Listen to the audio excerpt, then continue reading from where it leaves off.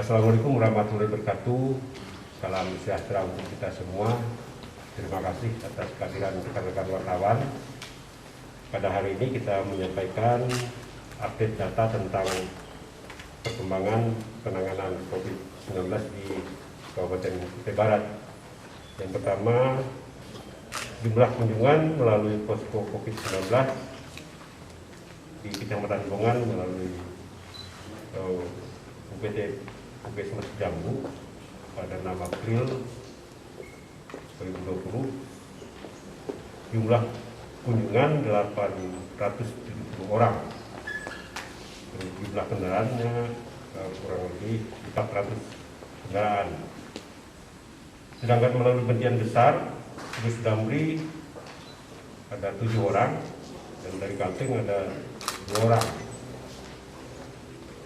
Data per 7 April 2020 sebagai berikut. Jumlah orang dalam pemantauan atau ODP sebanyak 187 orang.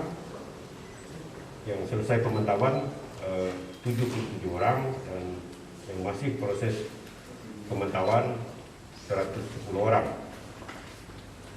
Jumlah orang yang dirapid di Kabupaten Kutai Barat sampai dengan hari ini sebanyak 44 orang. Jumlah yang negatif 43 orang dan jumlah yang positif masih tetap 1 orang. Tempat isolasi di Rumah Sakit Harapan Insan Sendawar sebanyak 1 orang yang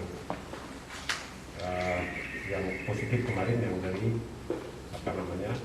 klaster 2. Yang ketujuh adalah klaster 2 yang sedang diisolasi di Asrama Paskib sampai dengan 7 April 2020 yang dikarantina sampai dengan hari ini berjumlah 17 orang. Jadi ada tambahan 3 orang yang berasal dari 1 dari Kecamatan Damai, 1 dari Bigung, dan 1 dari Melak.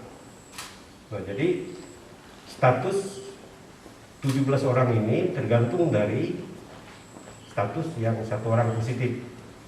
Jika hasil swab yang kita kirim ke Surabaya sudah datang ke sini, tes swabnya nanti negatif, maka rekan-rekan yang 17 orang ini akan artinya pulang ke rumah dan isolasi mandiri lah di rumah. Dampak dari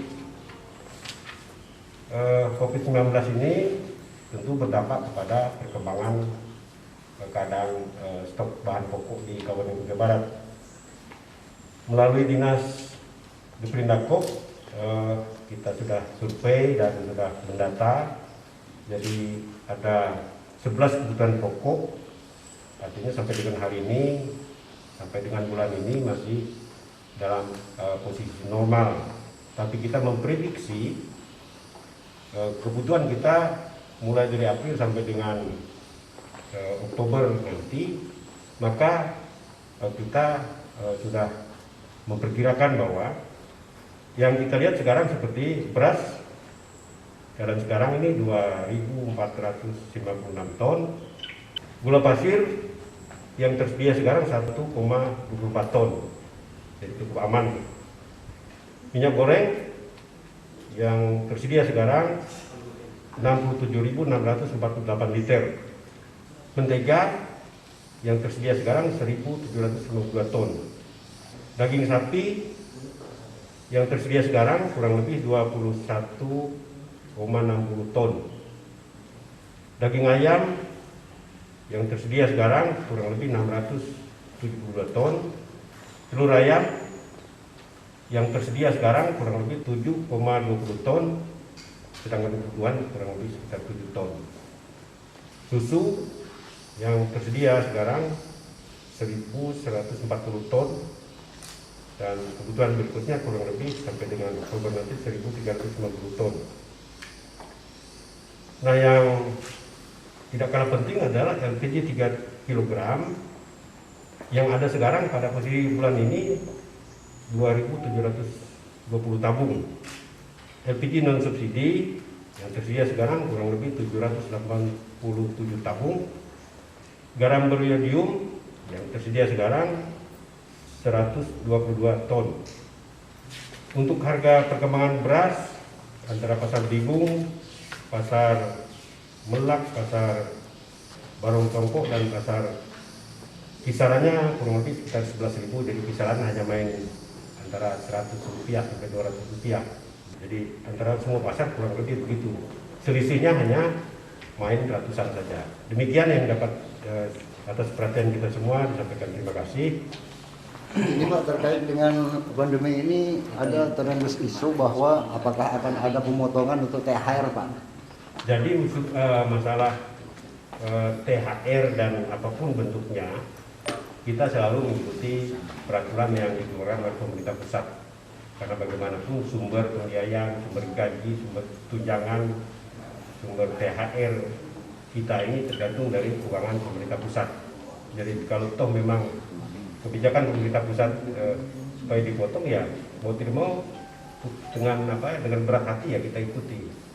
Karena kalau menggunakan pendapatan asli daerah tentu kita tidak mungkin untuk membiayai untuk THR yang cukup besar, cukup berat bagi kita. Jadi artinya kita tetap menunggu instruksi. Apapun keputusan dari pusat ya kita ikuti. Ya. Daerah ini kan mengikuti peraturan yang ditetapkan oleh pemerintah pusat. Memang beberapa peraturan yang disampaikan oleh pemerintah pusat ini meminta kita supaya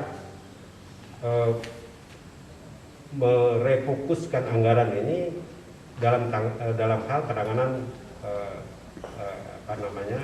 virus COVID-19 ini. Terkait dengan sembako tadi Pak, untuk saat ini sepertinya kesulitan untuk masyarakat. Misalnya harga gula sudah 22.000, fakta di lapangannya ada yang 27.000. Apakah dari Pemkab Kutai Barat melalui Disdakor Kutai Barat tidak melakukan operasi pasar Pak? Dan itu pun sulit Pak karena ada social distancing dan lockdown Pak. Ya, ini jadi dilema kita. Sebenarnya kalau dari segi pasokan bahan sembako kita tidak ada masalah. Artinya barangnya lancar saja masuk ke Kutai Barat. Hanya masalahnya kita mau melaksanakan pasar murah seperti biasanya, apalagi menjelang Paskah, menjelang hari-hari raya itu biasanya kita lakukan. Tapi dengan ketentuan bahwa kita menghindari untuk mengumpulkan orang banyak, di sini agak dilema kita. Tapi mudah-mudahan nanti pemerintah punya solusi, dan ini masih dibicarakan. Termasuk kemarin kita sudah membicarakan bagaimana menyikapi, artinya banyak teman-teman yang tidak bisa berusaha, tapi artinya pemerintah harus wajib untuk membantu begitu.